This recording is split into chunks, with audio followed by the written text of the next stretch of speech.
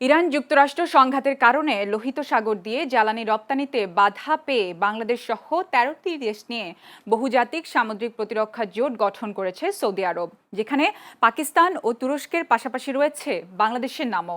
এই জোটে বাংলাদেশের অংশগ্রহণে লাভের পাশাপাশি ঝুঁকিও দেখছেন বিশ্লেষকরা।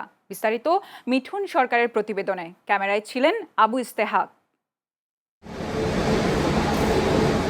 বিশ্ব বাণিজ্যের জন্য অত্যন্ত গুরুত্বপূর্ণ রুট হরমুজ প্রণালী কার্যত বন্ধ।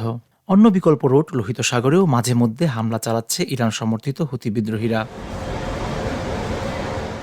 এমন পরিস্থিতিতে লোহিত সাগর, বাব আল মানদেব প্রণালী ও এডেন উপসাগর দিয়ে জ্বালানি রপ্তানি নিরাপদ করতে সামুদ্রিক প্রতিরক্ষা জোট গঠন করেছে সৌদি আরব, যেখানে যুক্ত করা হয়েছে বাংলাদেশকেও।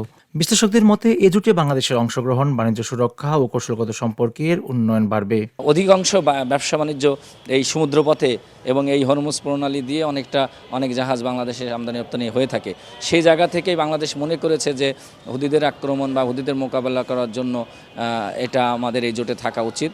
অনেক ভেবে চিন্তেই তারা এই সিদ্ধান্তটা নিয়েছে। কূটনৈতিক বিশ্লেষকরা বলছেন, মধ্যপ্রাচ্যে চলমান পরিস্থিতিতে সামুদ্রিক প্রতিরক্ষায় জোট গঠনের এই সিদ্ধান্ত বেশ কৌশলী। এখানে লাভের পাশাপাশি ঝুঁকিও রয়েছে। আমাদের কি দরকার এইসব জোট টোটে যাওয়ার? আমি পার্সোনালি হলে এই জোটে যেতাম না, বা গেলেও এইরকম একটা বক্তব্য দিতাম, যেটা হলো যে এখানে নিরাপদ জাহাজ চলাচলের নিরাপত্তার জন্য এই জোট, সেটা শান্তি এবং নিরাপত্তার স্বার্থে করা, কারো বিরুদ্ধে না।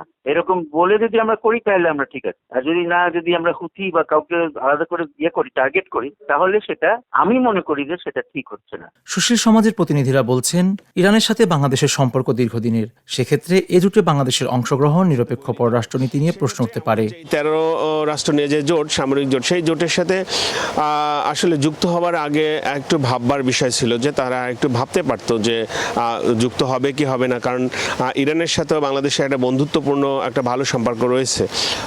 সেই ক্ষেত্রে আমাদের মনে হয় যে এই বিষয়টা নিয়ে সরকারের আরেকটু ভেবে দেখা দরকার। তবে পররাষ্ট্র প্রতিমন্ত্রী শামা ওবায়েদ বলেছেন, বর্তমান সরকার দেশের স্বার্থকে প্রাধান্য দিচ্ছে, তাই এ জোটে নীতিগত সম্মতি দেওয়া হয়েছে।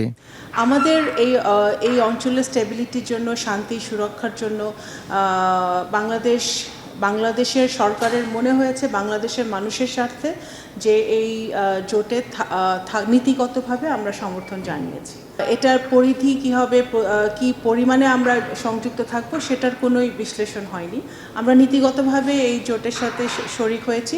এটা অন্য কোনো গোষ্ঠী বা অন্য কোনো কারো বিরুদ্ধে এটা নয়, এটা জাস্ট বাংলাদেশের স্বার্থে, বাংলাদেশের মানুষের স্বার্থে আমরা এটা এই নীতিগতভাবে আমরা এই পলিসিতে আমরা একমত। বিশ্লেষকদের মতে এই জোটে যোগ দিলে ইরান ও তার মিত্রদের বিরোধিতার মুখে পড়তে পারে বাংলাদেশ, আর বিরত থাকলে সৌদি আরব এবং যুক্তরাষ্ট্রের সাথে সম্পর্কের টানাপোড়েন তৈরি হতে পারে। মিঠুন সরকার, চ্যানেল এস, ঢাকা।